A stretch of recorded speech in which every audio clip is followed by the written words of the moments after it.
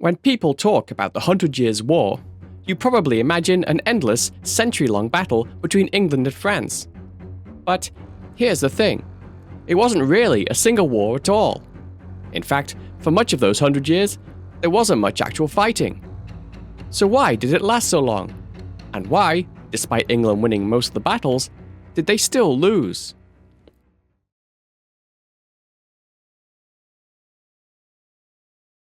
It all started in 1328. France had a problem. King Charles IV had died without a direct male heir. So who should inherit? The French nobility had two choices. One was Philip, the dead king's cousin. The other, Edward III of England, who, inconveniently, was the dead king's nephew, but through his mother, Queen Isabella. Now, in England, that wasn't a problem. But in France, they had this thing called Salic law, which said the crown couldn't pass through a woman. The French nobility had no interest in being ruled by an Englishman, let alone one whose mother, alongside her lover, was suspected of killing the previous king, Edward II. So, the French told Edward to get lost, and crowned Philip instead. Problem solved, right?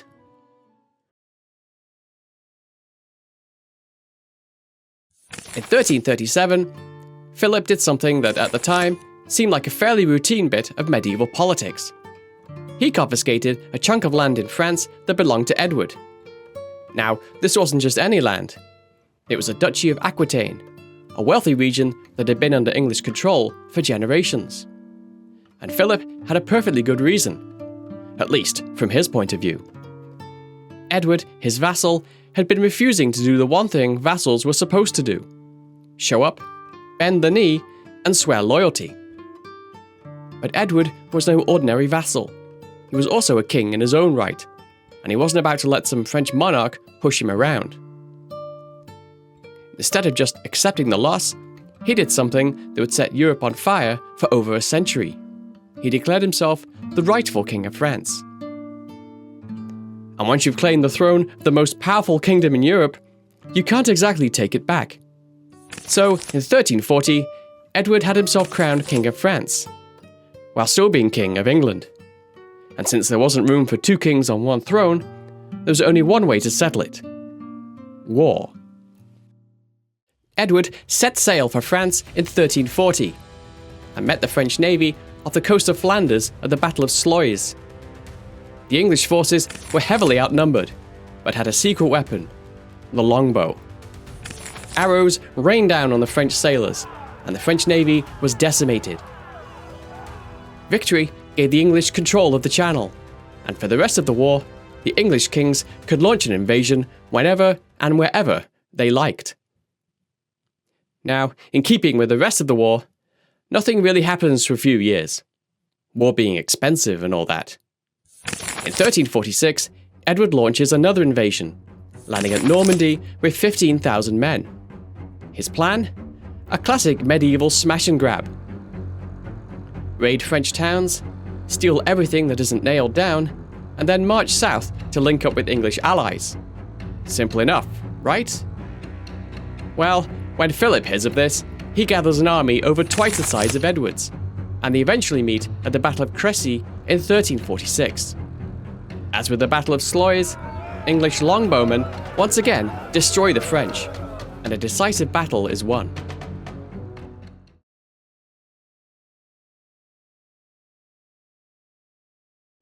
The war would be put on hold for a few years, thanks to the Black Death.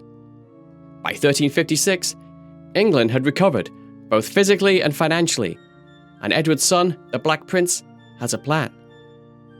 He's leading a small English army through France, doing what the English do best: raiding, burning towns, and generally making life miserable for the French. He's heading north, thinking he can link up with his father's forces. Simple plan. But there's one problem. King John II of France, Philip's son, has raised a massive army, maybe 15,000 or more men, to stop him. He corners Edward's troops near Poitiers and launches a massive cavalry charge. But then, out of nowhere, they are met, once again, by a hail of arrows from the English longbowmen. The French counterattack until they are surprised again, this time by an English cavalry charge. The result? Disaster for the French, and King John is captured. In 1371, Edward the Black Prince returned to England but was in poor health. He died in 1376, while his father the king died the following year. Civil unrest in both England and France, mainly caused by taxation in order to pay for the ongoing war, put hostilities on hold. By 1415, King Henry V decides he wants to be King of France and invades. After laying siege to the town of Harfleur and securing its surrender, he decides to march towards the English-controlled port of Calais. But the French army are not far behind, and they meet with the heavily outnumbered English army at Agincourt, where once again they are massacred by the longbowmen. Almost 40% of the French nobility is killed. Now, normally when one side keeps winning battles, the war ends. But here's where things take a turn. The English had a secret weapon, the longbow. French knights in heavy armor, no match. In battles like Crécy, Poitiers, and later Agincourt, England's small, well-trained forces crushed massive French armies. By the early 1400s, England controlled nearly half of France. Looks like the war's over, right? But war isn't just about battles. France had something England didn't: sheer numbers and a deeper treasury. The longer the war dragged on, the harder it was for England to hold on to its conquests.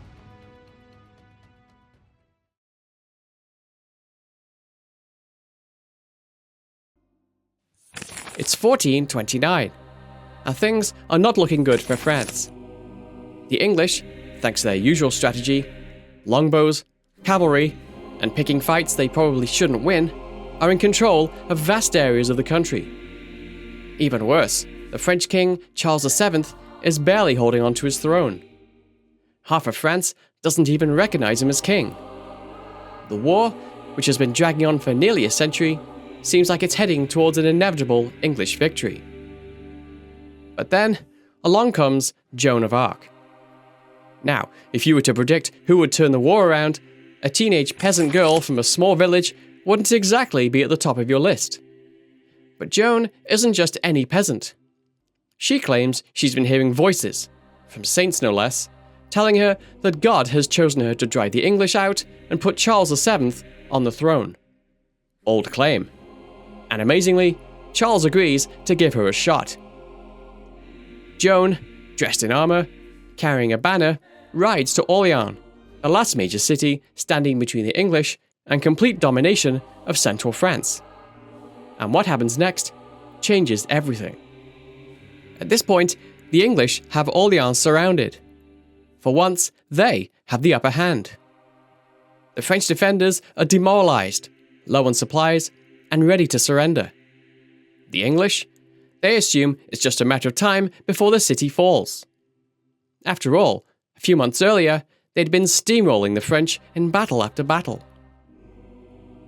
But then Joan arrives. She doesn't come with reinforcements. She doesn't have a secret superweapon. What she brings is something even more powerful: morale. The French troops, who are about to give up, suddenly believe they can win. They see her as a sign that God is on their side. Instead of surrendering, they attack. And over the next several days, Joan leads the charge, literally. She urges her troops forward, pushes for aggressive assaults on English fortifications, and at one point, even takes an arrow to the shoulder and keeps fighting. And incredibly, it works. The English suddenly find themselves losing ground. One by one, their positions fall. And just like that, on May the 8th, 1429, the English are forced to retreat. The siege of Orléans is over. And from this point on, the French are on the offensive. Over the next 2 decades, they reclaim lost territory, push the English back, and by 1453, the 100 Years' War is effectively over. The English, once poised to take all of France, are left with only one lonely city, Calais, And Joan? Well, the English burned her at the stake, but history had the last word. She became a saint. Not bad for a teenage peasant girl. So why did the war last so long? Because it wasn't just one war. It was a series of conflicts, fueled by rival claims to the throne, political infighting, and sheer stubbornness. England won battles, but France outlasted them. And in the end, this war didn't just decide who ruled France. It helped shape modern warfare, ending the age of the knight and ushering the age of gunpowder and professional armies. Oh, and it also helped kickstart another war back in England, the Wars of the Roses. But that is another story.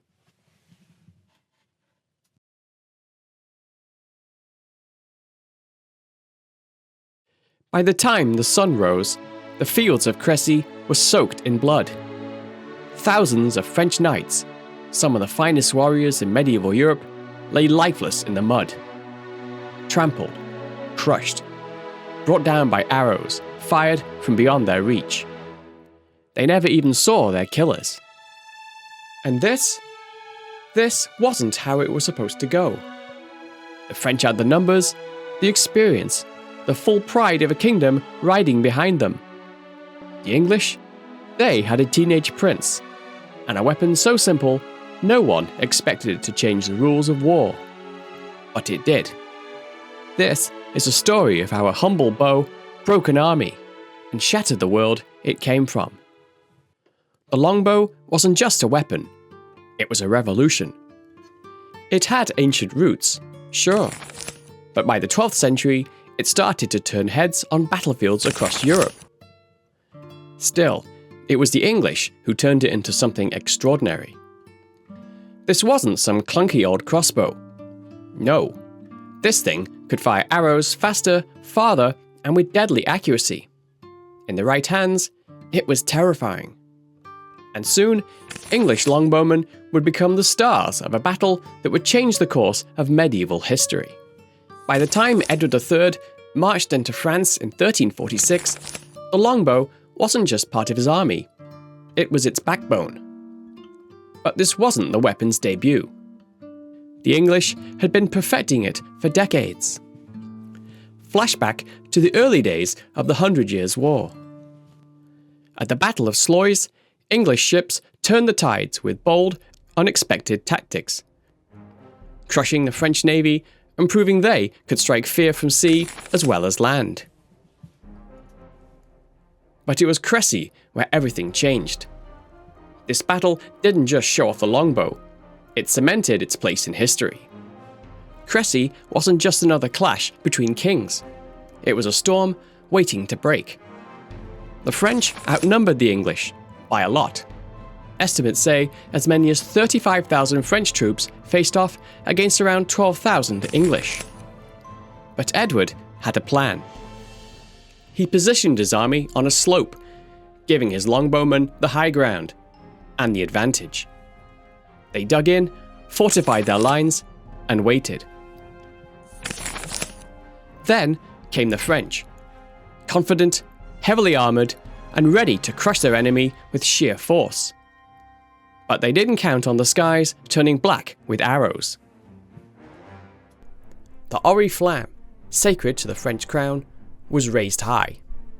Its message was clear: no mercy, no prisoners. On the French side, King Philippe VI commanded a massive force. Nobles, knights, mercenaries, and the full might of medieval chivalry. At the front, the Genoese crossbowmen, hired from Italy, were meant to soften the English lines. Behind them, wave after wave of armoured cavalry, led by dukes and lords hungry for glory. Among them was Charles of Alençon, Philip's brother, and John, the blind king of Bohemia, both determined to lead from the front. Edward III had taken a strong position on high ground. At his side was his 16-year-old son, Edward of Woodstock, soon to earn the name the Black Prince. He would command the English right wing in his first major battle. Their forces were divided into three formations. a mix of infantry and dismounted knights at the center, flanked by thousands of longbowmen arranged in deadly wedges. And they weren't just standing there. They had fortified the line with trenches, stakes, and pits, designed to break up charges before they ever got close. And with that, the French army surged forward, late in the day, unknowingly marching into one of the most decisive and disastrous clashes of the Middle Ages. As the French army advanced, dark clouds gathered. Then, the skies opened. A sudden downpour swept across the field. The English longbowmen, seasoned by the storms of the north, calmly unstrung their bows, protecting the tension in their strings. But the Genoese crossbowmen, mercenaries from warmer, drier lands, they weren't so lucky. But the real problem wasn't the weather. It was what they didn't have. Their pavises, those massive shields meant for cover, were still stuck with the French baggage train, along with extra bolts and essential supplies. Without them, the Genoese were exposed, vulnerable, and they had no answer for the English longbowmen. Where the Genoese crossbowmen fired slowly, the English let loose a barrage of arrows, faster, farther, and with deadly precision. What began as a battle soon became a slaughter. The Genoese couldn't keep up. They were outgunned, outmaneuvered, and overwhelmed. Caught in the sucking mud, the Genoese crossbowmen struggled to reload their weapons, bracing them against the ground in the thick, slippery muck. But it was too late. They fled, desperate, but the French knights behind them, noble warriors with no stomach for retreat, responded with brutal fury. "Cowards! Traitors!" they shouted, cutting down their own mercenaries as they ran. Meanwhile, Edward the Black Prince, barely 16 years old, stood firm at the head of the English line. The French cavalry, led by Charles of Alençon, launched their assault. They charged uphill, through thick mud, over their own fallen men, and into confusion. The English longbowmen, disciplined and patient, unleashed volley after volley. The French cavalry, so sure of their strength, broke apart. Horses fell, thrashing and screaming. Knights were dragged down by their heavy armor. The momentum, the heart of any cavalry charge, disappeared before they even reached the English lines. When the two forces finally collided, it was brutal, pitiless. Men were trampled, crushed, suffocated in the mud. Alençon himself fell, dead before he could even reach the English ranks. But still, the English held firm. They moved forward with cold precision, finishing off the wounded, scavenging arrows from the fallen. Edward, ever the strategist, held back his reserves, reinforcements only to be sent when absolutely necessary. And then came a charge led by a blind man, King John of Bohemia. His reins tied to those of his knights, he galloped into certain death, a tragic figure charging into legend. By nightfall, the field was a sea of bodies, men and horses alike, strewn across the mud. The French attacks, exhausted and disjointed, continued until darkness finally ended the slaughter. King Philip, his armor bloodied, had 2 horses killed beneath him and took an arrow to the jaw before he finally fled the battlefield. The Oriflamme, the sacred banner of France, was lost. But the story didn't end there. The next morning, fresh French troops, unaware of the massacre, stumbled onto the field. Now mounted, the English charged again, emboldened and relentless. Few Frenchmen escaped. And so, in the mud of northern France, with the shriek of arrows and the thunder of hooves, the face of warfare changed forever. A feudal system, built on chivalric charges and noble honor, met the cold, precise logic of range, terrain, and discipline. The Battle of Crécy didn't just end with victory, it marked the birth of a new kind of war.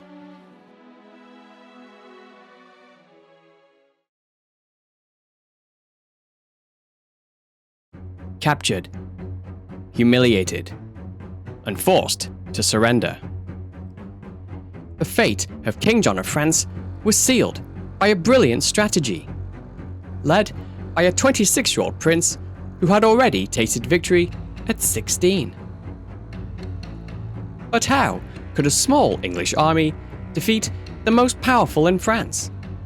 What went wrong, and who was behind the fall of the French king?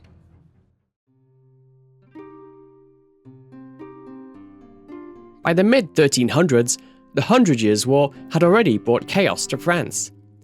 The English had shocked the world with victories like the Battle of Crécy. But despite those triumphs, France remained unbroken. The war was far from over. Here's Edward of Woodstock, known to history as the Black Prince, though the nickname likely came later, perhaps from his dark armor or darker reputation.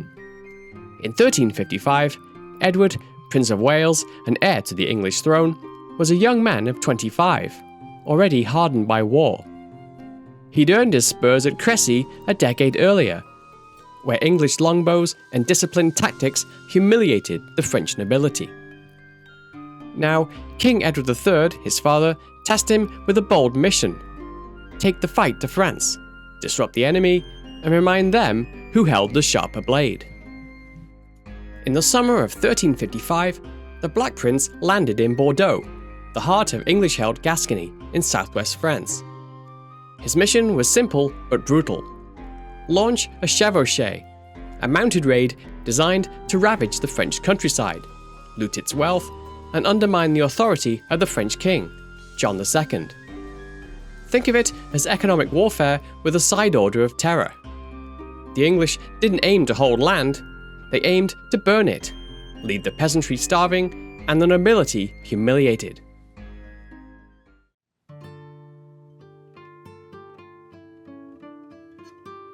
That autumn, Edward's troops tore through the countryside. His army, some 6,000 to 8,000 men, moved like a swarm of locusts, leaving a trail of smouldering ruin. The French, under the Count of Armagnac, avoided open battle and watched helplessly as their lands burned. Now, you're probably wondering why the French didn't do anything about this. Well, by this time, the country was a mess. France, in the mid-14th century, was a land of immense potential, rich in farmland, population, and prestige. But it was bleeding. The Black Death had swept through a decade earlier, wiping out perhaps a third of the population. Villages stood half empty, fields lay fallow, and the labour shortage sent wages spiralling. Nobles, desperate to maintain their lavish lifestyles, squeezed their tenants harder, which only fueled resentment. Trade faltered as merchants avoided plague-ridden towns, and the royal treasury was a hollow shell, drained by years of war with England. The English, with their longbows and cheeky claims to the French throne, had already humiliated France at Crécy, exposing the vulnerability of the French knightly class.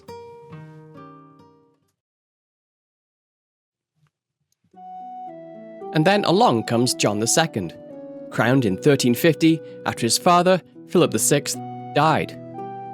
John, later dubbed the Good, was a man of chivalric ideals, brave, pious, and devoted to the idea of kingship. But ideals don't pay armies or mend alliances. He inherited a crown that was more of a burden than a prize. His court was a nest of vipers, with nobles scheming for power and influence. The most dangerous of these was Charles of Navarre, a young, slippery character with a claim to the French throne almost as good as John's. Charles, nicknamed the Bad for reasons that will soon be clear, controlled lands in Normandy and had a knack for stirring trouble. By 1354, he was openly plotting against John, cozying up to the English and even flirting with treason. Why? Because John's favoritism towards his own cronies alienated powerful lords like Charles, who felt entitled to more land, more titles, more everything. This brings us to the heart of France's division, the nobility. They were a ragtag collection of dukes, princes, and barons, each with their own armies, castles, and agendas. In theory, they owed allegiance to the king. In practice, however, they acted like petty kings themselves.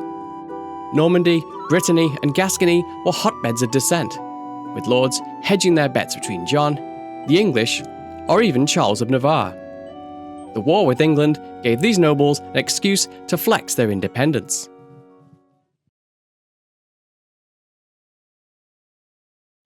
Edward's raid was so successful that in the following year, he decided to do it again.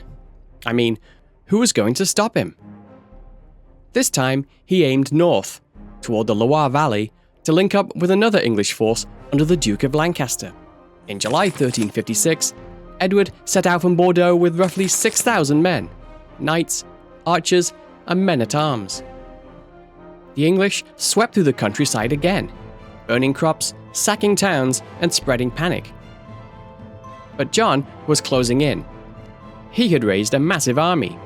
Estimates range from 20,000 to 50,000 men. This was no ragtag militia, but a force of French nobility, knights in gleaming armor, backed by infantry and crossbowmen.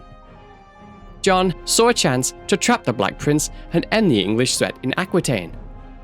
By mid-September, Edward realized he was overextended.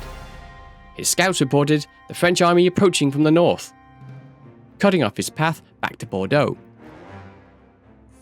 By September 17th, the two armies were near Poitiers. Edward's men were tired and the supplies low. He chose his ground carefully, a wooded, hilly area south of Poitiers. The terrain was a natural choke point, with hedges, vineyards, and marshes that could funnel the French into a killing zone. The following day, negotiations start. John demands Edward surrender. He tells John to get lost. And so, the Battle of Poitiers begins. John opts for a new tactic: dismounted knights. The memory of Crécy, where mounted charges were shredded by longbows, still stings. So, the French form 3 divisions, mostly on foot.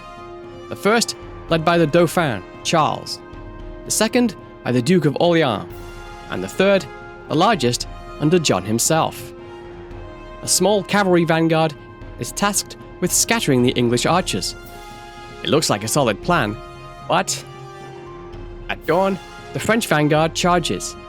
300 elite knights on horseback, thundering towards the English left flank to disrupt the longbowmen. But the narrow paths and hedges slow their advance, and Edward's archers, positioned behind makeshift barriers, unleash a storm of arrows. The survivors retreat, leaving the French plan in tatters. The Dauphin's division advances, a slow, trudging mass of dismounted knights and men-at-arms. They slog through the marshy ground, shields raised. But Edward's men-at-arms repel them in brutal hand-to-hand fighting. The French falter, then retreat. The 2nd Division, under Orléans, sees the Dauphin's retreat and panics. They turn and flee without striking a blow. Now, this is very bad news for the French. John's army is now halved and have to decide whether to retreat or stand their ground. John, true to his chivalric code, decides on the latter. His division, thousands of knights, including the elite Oriflamme Guard, advances in a glittering tide, determined to break the English line. The French numerical advantage appears to pay off, until Edward plays his trump card. His entire army advances, abandoning their defensive position to meet the French head-on. At the same time, the troops of his Gascon allies appear from their hidden position, sweep around the French flanks, and charge into the rear. Even the archers decide to scavenge some weapons and get in on the action. The end comes swiftly. John fights valiantly, wielding a battle axe alongside his young son Philip. But his army disintegrates. Nobles are cut down or captured. The Oriflamme banner falls, and the French are routed. John himself is taken prisoner, along with his son and a who's who of French nobility. The Black Prince, against all odds, has turned a near disaster into a triumph.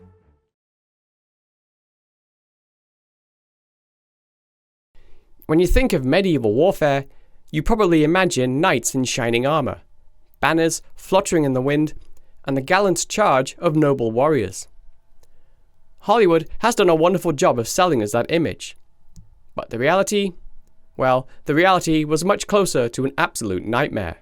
The sights, sounds, and smells, none of them fit neatly into the romantic tales of chivalry. And if you're unlucky enough to find yourself on a medieval battlefield, your chances of survival? Let's just say you'd be better off taking up a career in alchemy. Medieval battles weren't neat, they weren't organised, and they certainly weren't fair. Most men who fought had little to no training. Weapons weren't always well maintained. And in medical care, let's just say that if you took a wound, you'd probably be seeing more of the afterlife than a doctor. So what did warfare really look like? And how did it change the world in ways you wouldn't expect?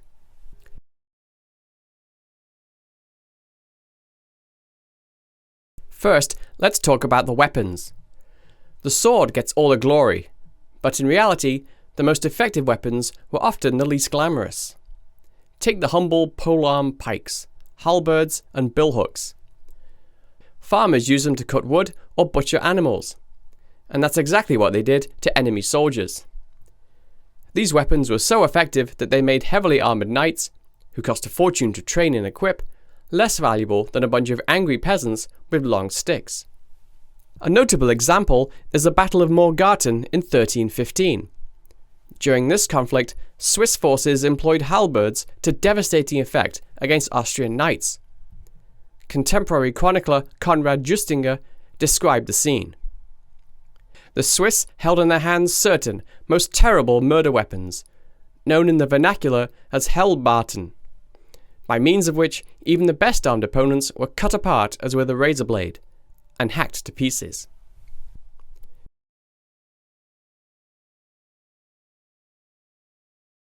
This brings us to the sword. Ah, the sword, the symbol of medieval combat, carried by kings, knights, and just about every hero in a fantasy novel. But how effective was it, really? Well, that depends. A well-made sword was a marvel of engineering, perfectly balanced, sharp enough to cut, and strong enough to thrust. But, and this is the important bit, it wasn't some magical weapon that could slice through armour like butter. In fact, against plate armour, a sword was about as useful as a butter knife. Knights had to aim for the gaps, under the arm, at the visor, behind the knee, if they wanted to do any real damage. If you were fighting someone in a full plate, you didn't try to slice them up like a roast chicken. Instead, you'd use a technique called half-swording, gripping the blade with one hand and using it like a short spear to thrust into weak points. Or you might just flip the sword around and use the pommel or crossguard to bludgeon your opponent into submission. So much for elegant dueling.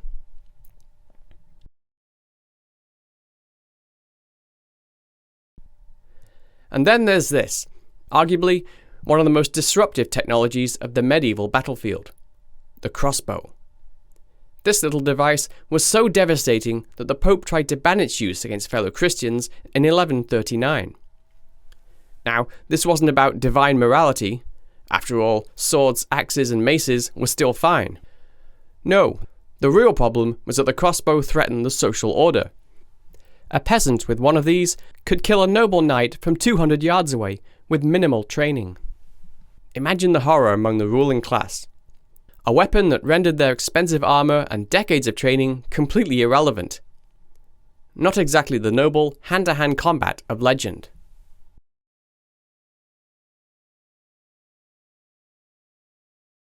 Speaking of the longbow, if you really wanted to deal death at a distance, it was king. And this wasn't just something anyone could pick up and use. You see, English law actually required men to practice archery every Sunday.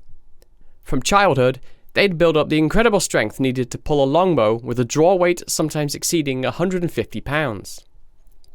That's the equivalent of pulling back a modern compound bow, twice. If you didn't practice, well, let's just say the local authorities wouldn't be too pleased. And the reason for all this archery practice? Because when war came, the king needed thousands of these highly trained archers ready to rain death on the enemy. At the Battle of Agincourt in 1415, English archers decimated the French nobility in a slaughter that reshaped the balance of power in Europe. Think about it. An army of commoners wiping out the aristocracy. That's not just a military victory, it's a shift in the entire social order. And then there's a problem of what happens after the battle. If you were wounded, your odds weren't great. Surgeons didn't have antiseptics, and infection was usually more deadly than the weapons themselves. In fact, battlefield medicine wouldn't make significant strides until centuries later. So, if you took an arrow to the leg, there was a good chance you'd end up having it removed with nothing more than a strong drink and a few men to hold you down. And if the wound festered, well, you'd be meeting your maker sooner rather than later. But let's say you survived the battle. Congratulations! Now you have to deal with the exhaustion, the hunger, the disease spreading through camp, and the very real possibility that your own commander might refuse to pay you. Because medieval warfare wasn't just about fighting, it was also about politics, economics, and sometimes plain old treachery. And then gunpowder arrived. This changed everything. By the late Middle Ages, cannons were smashing castle walls, and the first crude handguns were making armour obsolete.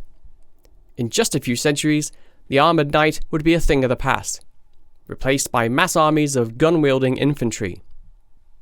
And with that, medieval warfare as we knew it was over.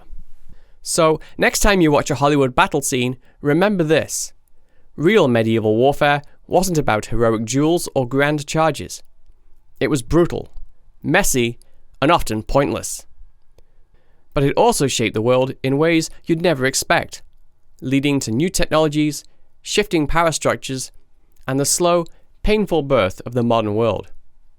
And in the end, isn't it fascinating how something so violent and chaotic could help build the civilization we live in today?